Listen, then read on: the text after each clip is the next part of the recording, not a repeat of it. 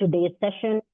And just want to give you a quick overview of what this series is all about. We actually ask the faculty to share their teaching related, learning related, and leadership related use of AI and insights in the use of AI, implications for other faculty members to learn from. We got responses from a large number of faculty, I would say. We have already had 3 sessions in which our experts have shared their practices. In today's session, we have 2 experts, Dr. Fatima Sayeda from the English department. She's the chairperson of the English department, and Ms. Aslam, she's associated with the Department of Education. Also, she is the chairperson for the CLT Advisory Committee. Both of them are extremely innovative in their thoughts and their practices. So today's session is going to talk about students' digital skill assessment tools and why should we care about them. The second thing that I'm going to talk about is the dark sides of AI, key questions for future research. I'm not going to take a lot of time in the session because this is going to talk about AI's impact on assessment and rubrics. Dr. Fatima Sayeda is going to talk about AI, hybrid intelligence, and general intelligence, data mining in literature, and finally, she's going to talk about 2 new tools for us, Copilot and Toolsaday.ai. So as you know, that today's session is all about students' learning experiences. So research says, and we all must have, felt that in our practices as well, that students' generic digital skills and their understanding of handling machines and softwares and different tools plays a great deal of role in their understanding of using any kind of technology for advancing their academic progress. We all agree upon that. Now, in this regard, I'm going to just quickly share a tool with you. In this regard, European Union came up with a tool which is developed by experts, and of course, a lot of thought has gone into that tool. I'm going to display it on my screen. Because of shortage of time, I will not be able to take you through the entire assessment, but this is how it looks like. This can be used by anybody. It's a free tool. I'm going to share the link with you in the meeting chat. So as soon as you start this test, it's going to ask you a series of questions. Now, these series of questions do not encourage any blanket terms. In fact, they break out the competencies into very minute, actionable, and observable actions by the students or by the users of technology. So it describes everything that a user is supposed to do, from being introduced to technology to being able to responsibly use that technology, and also add to the practices, the known practices. So as you go through these questions, it's a continuum from low level to high level competence. Every competence level describes you what exactly the student or the user is able to do. So this continuum here talks about different levels of expertise. Please take a look at how the description is changing. So if we do this test with the students, if the students take this test, what will the faculty have with them? As an instructor, I can share it with you that when I start a course with my students, I ask them to take this test, and then they share their overall digital competence with me. It helps me in understanding that what's the average skill level of students in my class. And then I can plan the technology integration accordingly. So this is one tool that I wanted to share with you. Another thing that I wanted to share with you is a very relevant research paper that I came across.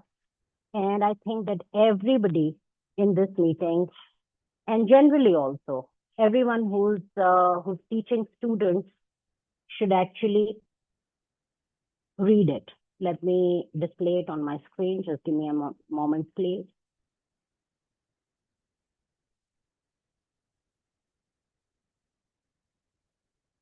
So I'm going to share this paper with you as well. I'm not going to go into the detail of what is, what are the objectives and everything. It's a very interesting read, not typical theory-oriented paper, but it gives a new thought to researchers.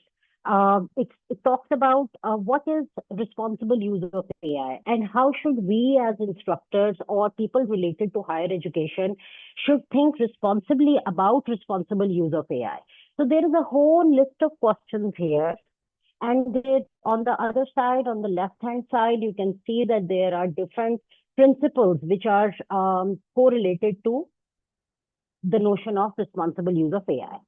You see, when we say that students and teachers should use AI responsibly, this is a very subjective term. It's a blanket term. I have my own understanding towards responsible use of technology, and I'm sure you all must have your own individual and your very personalized experiences, basically, that define what is responsible use and what is unethical use. But this here, it talks about various categories which go beyond only fairness and transparency and bias. It also talks about human oversight. It talks about the well-being of individuals and also the well-being of the society. There's a whole lot of questions here, and these questions give a new direction to our. I mean, it has given me a new direction when I think about the responsible use of AI. I think that these questions were very helpful for me to break this concept and to reimagine it in my own context. So both of these resources, I'm going to share the link of these in the meeting chat. And now I would like to invite Abdas Aslam to please talk to you about assessment and how rubrics are changing students' experiences. Hello, Assalamu alaikum everybody. I hope you're all well and happy to be back on campus today. I do want to ask you a few questions before we start off, just to get a feel of, where we all are at. So how many of you have recently used rubrics to do anything within the class, maybe over the last 2-3 weeks? Anybody who has used rubrics, you can just raise hand to show me that you have used rubrics if you have.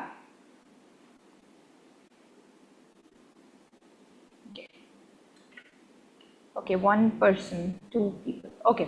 Okay. Those of you who have not used rubrics, why do you think you have not used them?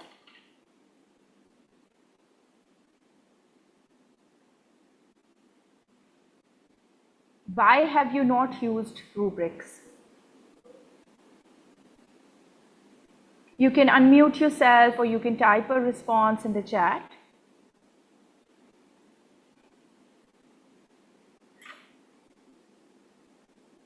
Okay. Ji, Ms. Sabah, have you used rubrics or have you not used rubrics? You can unmute and let us know.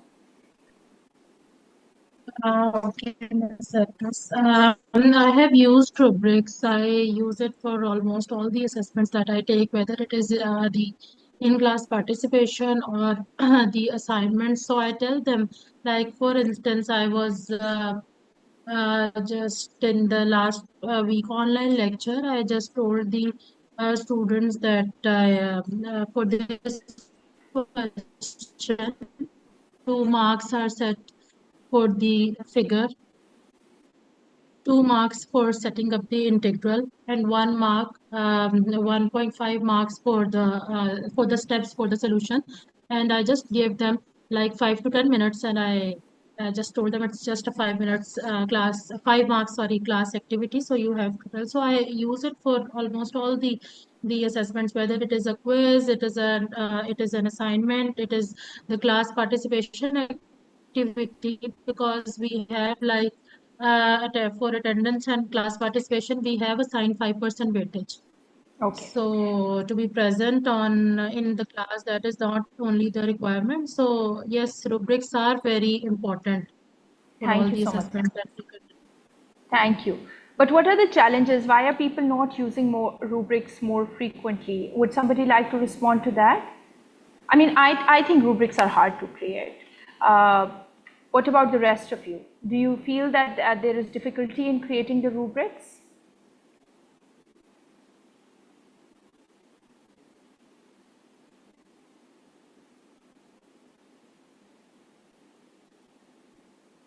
Okay, so assuming that rubrics are hard to create, they take time, they require a particular level of subject competence at the teacher's end also, and not just subject competence, but also competence in terms of how you're teaching and working with that particular subject in your classrooms, how you're creating your assessments. Rubrics do become intimidating for a lot of teachers, sometimes even very experienced teachers. Um, Now we are going to take the example of something that hopefully we all love, pizza, and we are going to see what would be a good rubric to determine a high quality pizza. Now let's imagine that I am teaching a class at a teaching school, at a culinary school, and my assessment is for students to be able to independently create a pizza maybe at the end of the course or at the end of the unit that we are teaching. And so, but they are supposed to be able to independently create a pizza. Now, the pizza that I get at the end of this assessment, how do you think what are the qualities that that pizza should have? What are the qualities that the pizza should have?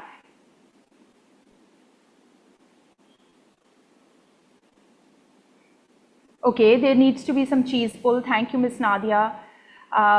The cheese really needs to, be stringy, and it needs to show that it's pulling and it's hot.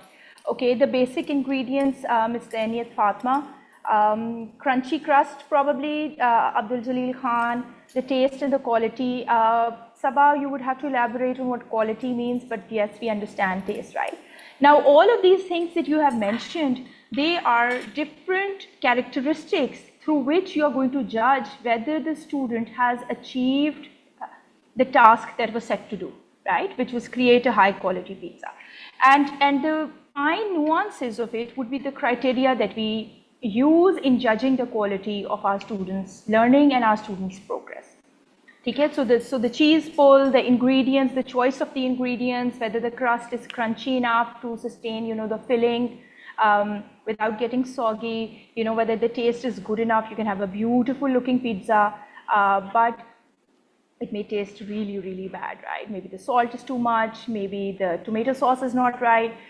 So the criteria, these are the different qualities that the assessment product has, and those are the criteria, right? And this is talking about rubrics very broadly and very generally, because we don't have time to go into, the validity and reliability of assessments right now. Now, what I'm going to do is I'm going to share the screen, and hopefully we are going to see what we can do in terms of using AI to help to support us in making rubrics. Okay, just give me a second and I will launch the screen.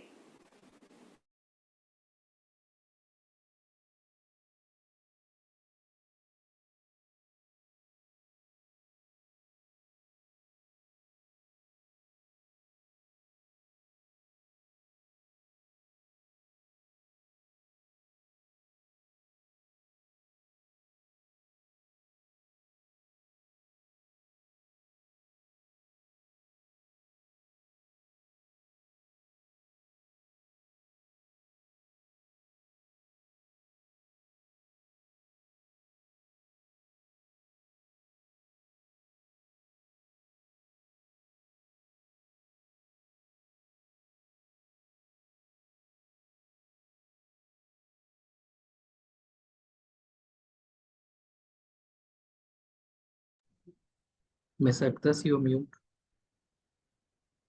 You should all be able to see a chat GPT window. Is that what you're seeing or no? We are seeing your entire desktop. No, that's not how it should be. Okay, just a second.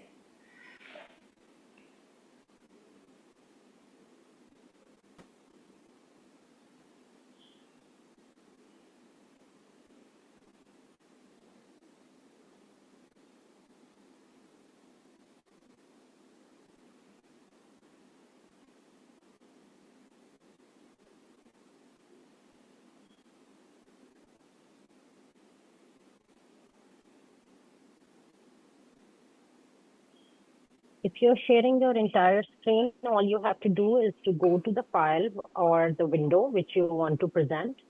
It will come on the top of everything I else.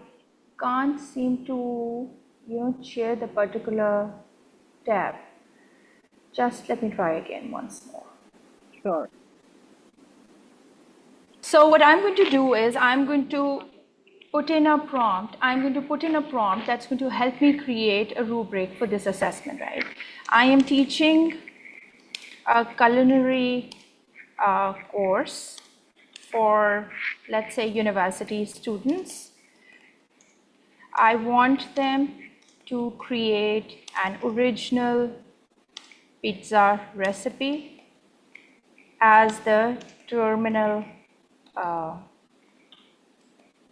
assignment for the course. Help me create a rubric. Okay, so I'm going to let ChatGPT do this.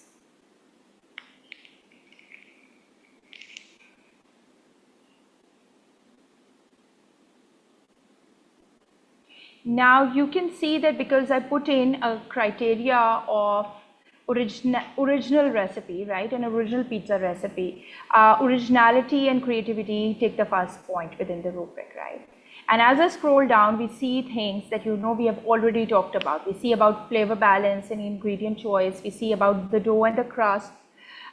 We see about technical criteria for technical execution, something for presentation and plating. If I want to include a written recipe and ask them to, share that with me, there is that. And then because I'm asking again for an original recipe, maybe there's a rationale or an inspiration that has helped them create it. Now, the good thing that has happened right now is that ChatGPT has taken on some of the things that we had not discussed. For example, we had not discussed presentation and plating. And as a busy instructor, it is possible that I will forget things when I'm creating a rubric. So taking help from ChatGPT, or for that matter, other AI tools, helps us, identify things that could be possible criteria for the rubric. Another thing that it does is that it has already created an in-depth rubric. So I already have a, point-wise breakdown or a range-wise breakdown for what I want in terms of high quality and what I want in terms of low quality as a submission for the assessment. Now, Edu8 is another tool that you can use. I will just show you its cover page so you can see how it looks like. And I can ask Edu8 for a similar,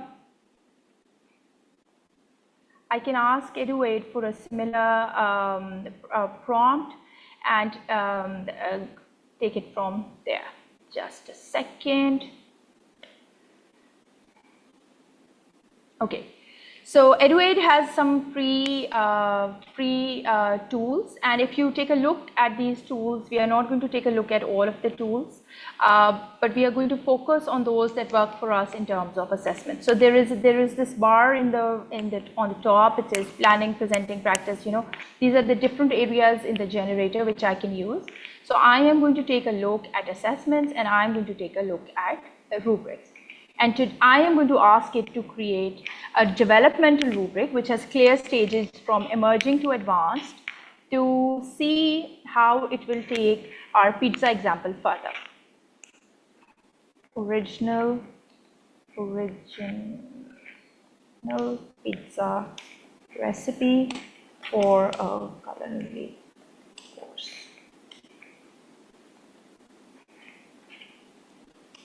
Okay, and the good thing about Edu8 is that I can also do it for different grades. So but although a lot of these grade levels are school level, I will take post-secondary or college level students so that the rubric is advanced enough for them. and I will generate this. I can choose the option of enhancing it. I can, give them, I upload a document here at this point that gives them an overview of what the expectations from the assignment are, or from the whatever I have taught them about pizzas during the course. So I can upload this as a document, and even then it can take all of that and generate a rubric from there.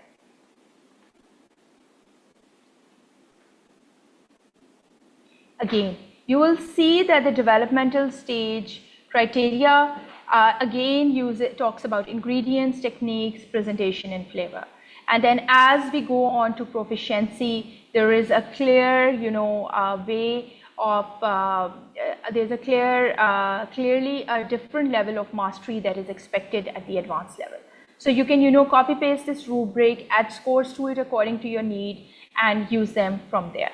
Now, what this does is, for me as an instructor, is that I get clarity in terms of what should be the criteria for my rubric for that particular assessment. And sometimes we think of assessments which we think are great, but it is only when we take a look at the rubric, or when we start peeling the onion and taking off its layers and realizing that perhaps this assessment is not as robust as we want it to be, or perhaps it is very it is only testing a particular set of skills, whereas we want it to be more detailed and more multi-skill oriented. So we think about all of these things, and AI does support us in trying to develop rubrics. So if you are an instructor who is short on time, you can also take a look at these analytical rubrics or these holistic rubrics, and just see how these rubrics work for you in your daily teaching experience. If there are any questions about this, I would be happy to address them. But meanwhile, I've launched a single point rubric for the same task, which is pizza. So you can also take a look at this. See, here it's talking about recipe development, ingredient quality, cooking technique, presentation, taste, and texture. So if at all you need help in creating rubrics, do take the help of AI. There are obviously some things that you know about your class, which are the unique challenges or limitations of your particular class. So for example, maybe there are only limited number of ovens in the particular classroom that I am working in, or the particular cooking lab that I'm working in, or my students only have access to particular set ingredients, in which case the ingredient quality may be something that I will remove from the rubric, because that's not something that the students can make a difference with. Ji, Ms. Sabah, you can ask your question.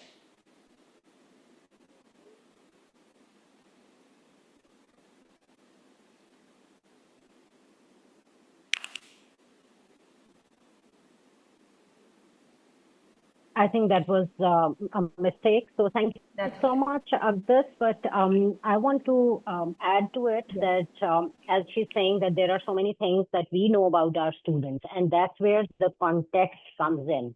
And when we say that the prompt should include your context, so that's where you have to provide whatever AI tool you're using, you must provide a complete background of which level of learning your students are at, and how to, create a rubric for that. For me personally, as an instructor, the biggest challenge for me in creating rubrics is to ensure the inter-rater reliability. Like now this is a single point rubric, right? The one that is being displayed on your screens.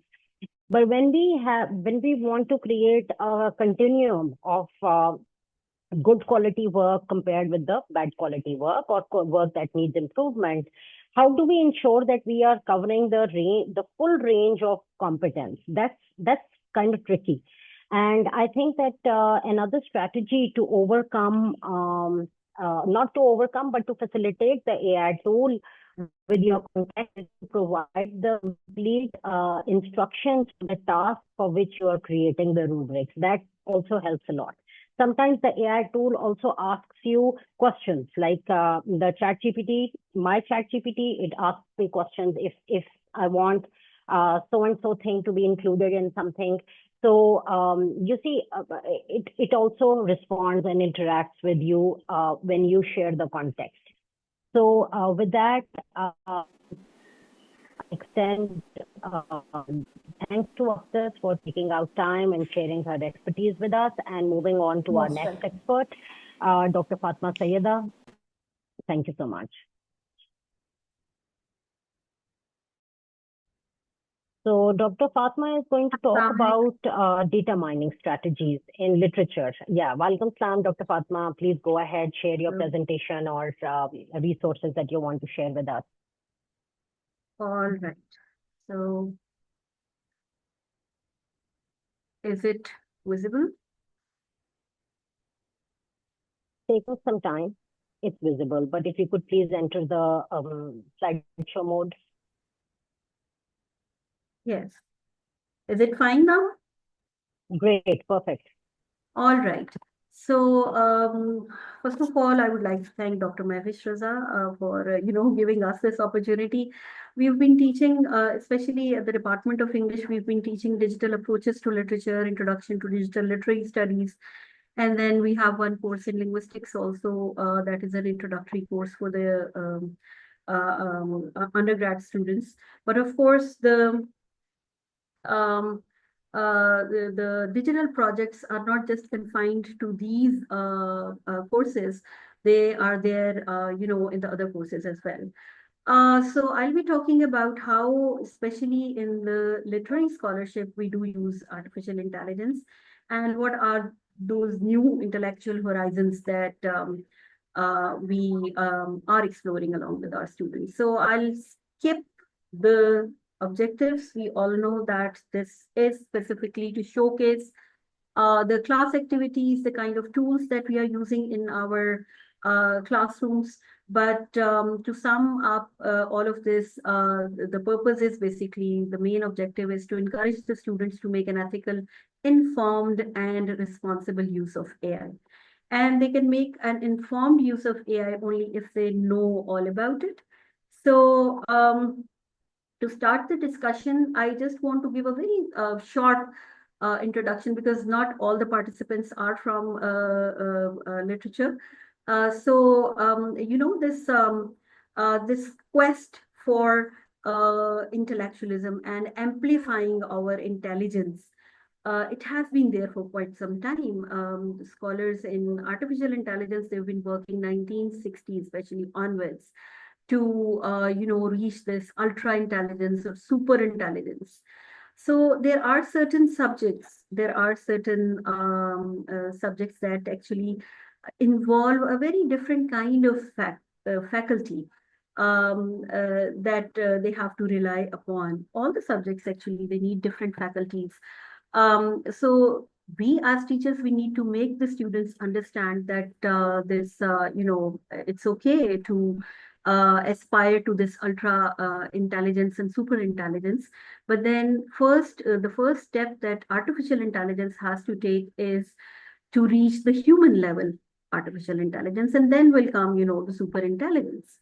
So up till now, what artificial intelligence has been helping us with is and this is the common perception, that maybe there's this narrow version of intelligence that it focuses upon, because most of the times it deals with problem solving, making calculations, answering quizzes or questions, resolving puzzles, playing a game, and then maybe helping the player win the game also. But most of the times, it is said that artificial intelligence helps in coded and programmed tasks. So in a way, we can say that it provides a prosthetic for human ingenuity. So how is it that the artificial intelligence works? It uses language, it formulates abstractions and concepts, and then it simulates these to answer a question or solve a problem. So this is where it's a bit different from literature, because in literature, more than simulation, we depend upon imagination, right? So literary scholarship would depend upon thinking, learning, creating, and analyzing.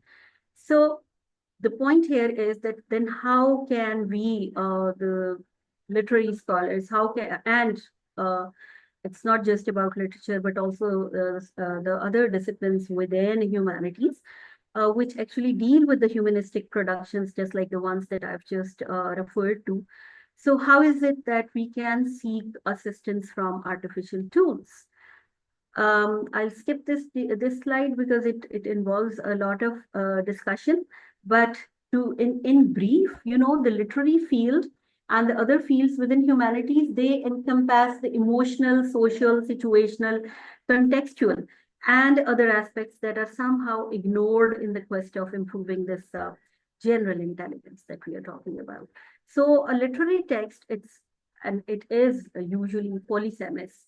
It has multiple meanings that will require the human intuitive faculties, the physical aspect, that the interaction, the touch that we've been talking about, the biological aspect, and then the psychological intuitive faculties also, that too that are cultured by the emotional and the social context. So in this respect, there were multiple tools that I used in my class ENGL 610, that is digital approaches to literature. But I'll be focusing upon Copilot and Toolsaday because of the restrictions of time. Again, I had samples, but I'll be skipping the samples to directly go to the point where I have collected the class assignments. Let me open this link.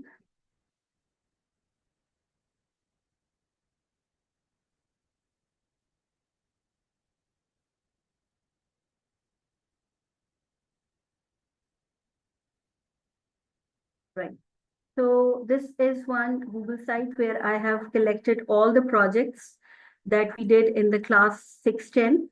So before I move to the tools, we built archives, podcasts, cultural context. There were assignments that were developed in the. Mr. Fatma, I'm sorry to interrupt, but are you showing us the presentation interface, or have you taken us to an online site?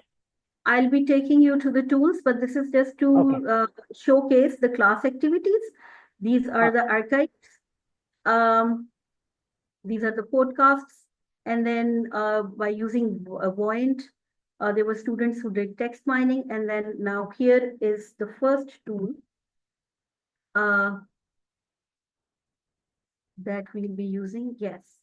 So this is one class project, and I'll be showing you. We can't see it.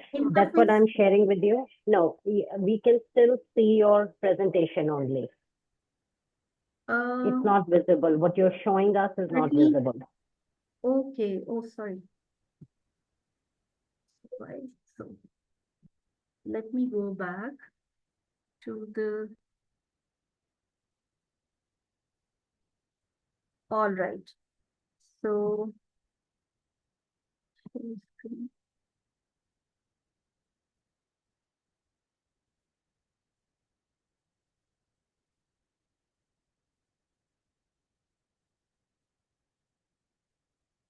Is it visible now? Is it visible? We can still see your presentation. Yeah, now I think something's happening. Maybe you'd have to share again. I'm trying to share it again.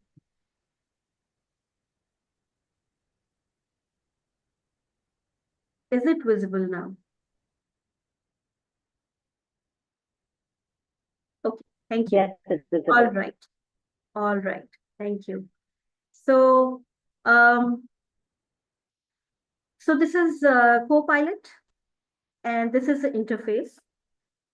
So to go here, you will first go to Microsoft Edge browser, and then you'll click on this icon that will take you to Copilot. Here it is. This is how it would look like. So you can, type your prompt over here. It can help you to generate literature, a story. It can help you to find a character, and it can help you to analyze a character, to find a character analysis. So you provide a prompt over here. And for instance, the prompt provided in this case was to give a character analysis of Natalie, who is the protagonist of the text, Everything I Never Told You. So here is the character analysis that is produced. So this is the answer to the provided prompt. But what it does additionally is that it, at the end of the critical analysis that we actually asked it to provide, it gives you a list of the sources of the given information so that you can click on the source and you can double check whether the information that is provided, it is valid, it is authentic or not. Also, we provided it one prompt. At the end of the character analysis, it suggests some questions also, according to the answer that was provided. So if you want to explore it further, you can use this. So what happens if you click on any one of the sources? You just click the link below and you check whether the information is valid. It will take you to the source directly, right? Now, if you don't want to read the whole of the source, there also is an option to get a summary of that particular source. So you can generate the page summary, right? And if you have any additional questions that you want to add, you can put them here in the prompt, right? So about the questions. So this is how it will provide you the summary, Nat's character, family dynamics, some of the other points also, so that if you want to pick on anything from here that was not there in the character analysis, you can do that as well. So it provides you a summary of the source that was used to create that character analysis. Now, what else can be done here? The questions. Again, you click on any one of the questions. Again, if there is any additional thing that you want to ask it, you'll type it here as a prompt, and then it will take you there. Now, we asked it to provide a kind of an image of this character. How would this character look like if, you know, a kind of a visual presentation of the character? So Natalie's character analysis was given, but here is an image of how Natalie would look like. So it can generate that image as well. And then the next exercise that we did in class was that the students were asked to write a character analysis on their own. And then this human generated and artificially generated text, both of these samples were given to the students on screen in class. They read through it and they were requested to tell whether which one was human generated and which one was AI generated. Surprisingly, some of the students could not guess. So they said that the one that was generated by a human is the one that was artificially generated. But most of the students could see for themselves that which one is AI generated and which one is human generated. That was of great help in doing what I set as the objective, and informed use of AI. So the students, the kind of points that they gave, they said that the human analysis had a personal touch to the character analysis that it provided. There was detailed context, there were direct quotes, and the focus was on identity of the character. And the intergenerational trauma was also depicted. Whereas the AI analysis that was done, again, the character analysis, it provided a very good summary, a concise summary, including all the important points. And there was one theoretical framework. So it was kind of one-dimensional analysis that was done. Also, it was less contextual in terms of detail. And the insights that were given were general insights. There was no reference to the intergenerational trauma. So that's why when I, going back again to the point that I made in my presentation also, that the physical, the biological, all these aspects, they are required to infer a meaning from a text or to do a character analysis. Now, is my presentation visible? I'll go back to Toolsaday. Not yet. Stop I'll go to the next sharing one and then. reshare. Yeah, now you're there. Okay, so I'll go to Toolsaday and very quickly talk about what kind of a tool it is, what are some of the things that it can then. This is another class activity that we did. It can, Toolsaday can generate a text, it can paraphrase, it can, check grammar for you. There's also a plagiarism checker provided by this, and then text summarizer. It can check the tone. I mean, you want the tone to be humorous, so you provide Toolsaday with a text, and you want it to change the tone of the writing. It can do that as well. It will generate paragraphs for you, and it can continue writing this. Now, this is something that happens to the creative writers. So they are writing, and then there comes a point where there's this writer's block and they would not know how to go on. So it will provide you, now it's on you whether you want to take whatever it is suggesting, but then it can give you different ideas, and it can even literally continue writing for you. And it can also generate song lyrics also. This is what Toolsaday can do. And this is the interface of Toolsaday. So you can even ask it to develop a story plot or a story outline, story chapters, and the flow of the story. You have written a story, but you want to rephrase it. It will do that as well for you. So the kind of prompt that it requires is a very detailed prompt. And the better the prompt in artificial intelligence, the better the results that we get. So you want to generate, for example, a story, a novel, okay, a short story, not a bigger form of writing. So you will write over here which genre you want. You want fiction, right? And then you will give key details that these are the things that I want to include in this story. This is the theme that I want to, and there are some options also. You want the theme to be family, love, age, power, whatever. You also will give the settings. You want it to be set in Pakistan, in the US, or wherever. And then you will choose a tone also. What kind of a tone you want for your fiction writing, and the language, right? So this is how it will, then um, provide you with a step. Yes. Again, if you want to get just a story plot, it will ask you different questions, and then it will give you a plot. You simply fill in all of this, and then you ask it to generate.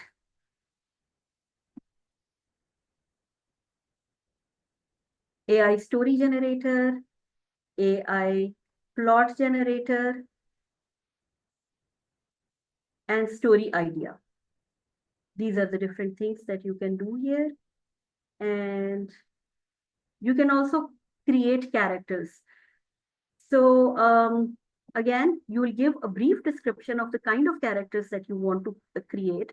You want to create multiple characters, you want to create simple character, and then you'll have to give details. You can give the appearance, this kind of character we want, this kind of personality, these characters with these strengths and weaknesses, with these motivations, and all these abilities. And then you ask it to click, and it will generate the character for you. And then again, that check was done again for this activity also, that what are the advantages, what are the disadvantages, and this final exercise in almost all the classes, this was very important because the students need to know that yes, these tools are there, they will assist us, but we cannot blindly rely upon these tools. So there is knowledge, you'll lack confusion because there is someone to help you. It will save your time, and then it's available. It's not like someone will be available for a short time. So it definitely is helpful. But then what are the, in Dr. Mehwish's word, what are the dark sides of AI? So limited understanding, limited character development, limited themes. And the writing is generic or formulaic. Just like I said in my presentation, it simulates. It collects data from multiple sources that are available to it, that are programmed into it, and then it produces results in the light of that. So there is this loss of unique voice, and there is this struggle with writing the original content. Also, there are questions of ownership, inspiration. I mean, this is when you are generating literature, you talk about inspiration, you talk about the muse. So these concerns are also there. And then there are things that can be misinterpretations. And so this was one project. I'll go back to my presentation just to conclude that. So the takeaways, yes, are that number one, we as teachers, we need to design class activities so that the students know that they have to make an informed use of the AI tools for conceiving, creating, and analyzing literary texts, which may be assistive in exploring newer trajectories in the field of literary studies. However, a blind and complete dependence on the same may be destructive for the creative abilities of the students. Furthermore, AI may be viewed as an assistance tool and not as a replacement of the human intelligence. Thank you. These are the sources. The Thank links you actually. so much. Great work, Fatma. Thank you so much. So we have a question from the audience that have you done a project on calligraphy as well? Yes. Yes, that Okay. was an archive. That was an archive.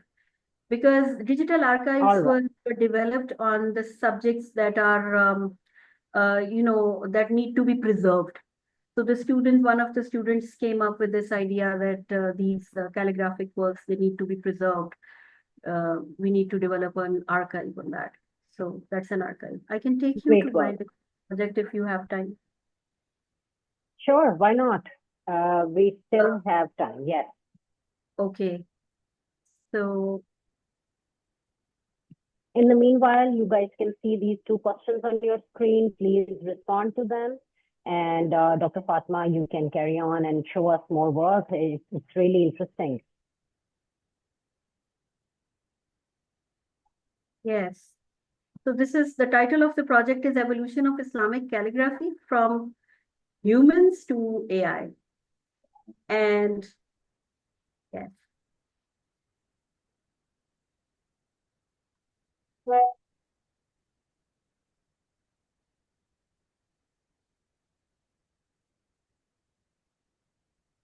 These are a few references.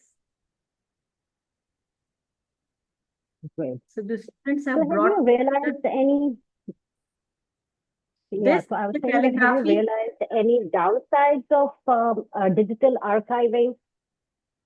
That's what I discussed at the end of almost the two projects that I discussed, that the downside that they are a bit less creative. So my main point was that they simulate. The problem is that it's a machine. It can simulate based on the programming that is done to it. We can innovate. That is the point that I skipped also, because most of the research that it has focused upon is either deductive or inductive. But literature is based upon, abductive approach, where you come up with a totally different idea that is very human actually. Only a human mind can do that. So in that term, it is a bit restrictive. Now look at this calligraphy. You have already seen the calligraphy that was human. This is the calligraphy that was produced by the students with the help of artificial intelligence tools. And you can see the difference. It's beautiful, it's perfect, it's concise, but in so many ways, it's not human. The problem is that it's not human. So again, it may be used as an assistive tool, but not as a complete reliance upon these. Now, this again. That's a standardized downside of AI, that you really can't rely a lot on it. But one thing that I can think of is the copyright issues. When you're transferring something, especially calligraphy, online, it may raise very, critical copyright issues. But apart from that, and that's also a package with AI. With AI, it doesn't come without any downside. Even creating literature, you see, you're creating literature, and I think I talked about it in Toolsaday. I was discussing Toolsaday that you create a novel or a poem. So what about the copyrights? Who wrote it? You didn't write it. So the copyright issues are there. So we generated That's poems why we also. really have to indulge in the responsible use of AI. Yeah. And talking about it, because students, I came across this student and we were having a conversation, and he told me that he has started to sing. And then he took me through a series of AI apps that he runs his music through, which is not bad. I mean, it's good to use technology. But if the end product is not reflecting the original talent, then it's untrue. It's a bias for the audience, right? So it's basically filtered by so many layers of technology, and the way it changes the voice and the pitch and the rhythm, everything was made up. It was unethical in my point of view. Right. Yeah, that's right. So the students So also. thank you so much, Fatima. This was very Yeah. interesting. Let's scan the chat for any questions. Rana Durrani asked, can we generate poems using this? Yes, we can. We did generate poems, but again, we discussed that how much help we need to take again, because the poems that were created, even we created music, and then we also experimented with creating a particular music by a particular musician. And the results that were, again, because in class we will have this activity where the students, the rest of the class would not know which one is human generated and which one is AI generated. So some of the,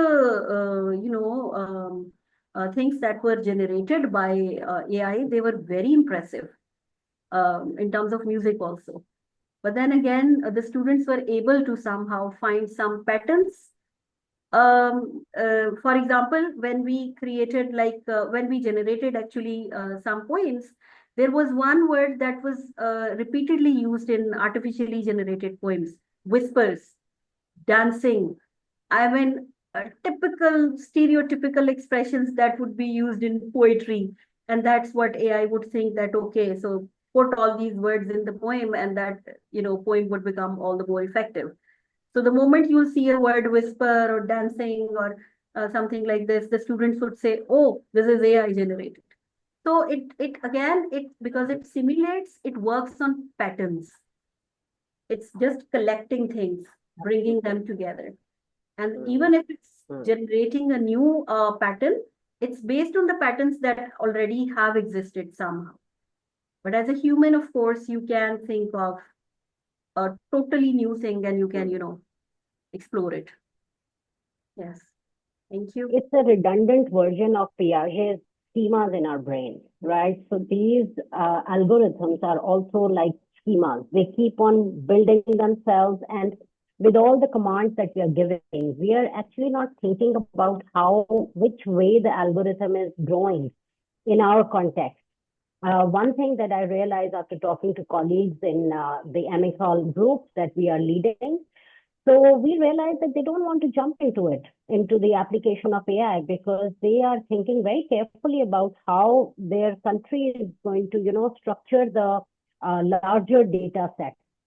But in Pakistan, unfortunately, and also many other global countries in global south, we are not really mindful about the future implications of how these algorithms will reshape. And as you're saying, the repetition is and the assimilation of literature is a good reflection of that. That if we don't add more to the algorithms, it will keep on going into circles in the same way, and the knowledge production will also be redundant compared to sophisticated algorithmic construction. So thank you so much. With this, we come to an end to our of this session. The next session will be the final session in which we are going to talk about how AI can improve our potential in the leadership role. So that session is going to be very different in nature. If you're interested in finding more about how to work with larger teams, how to encourage remote working, how to encourage remote supervision, please join the session on Wednesday. It's our last session of the series. We will also summarize the key takeaways from all these 5 sessions. And thank you so much for your enthusiastic participation. Today as well, we crossed over 70 participants, which in my opinion is a good input and good participation from the faculty. So thank you so much for your time, and hopefully we'll see you again on Wednesday. Khuda Hafiz.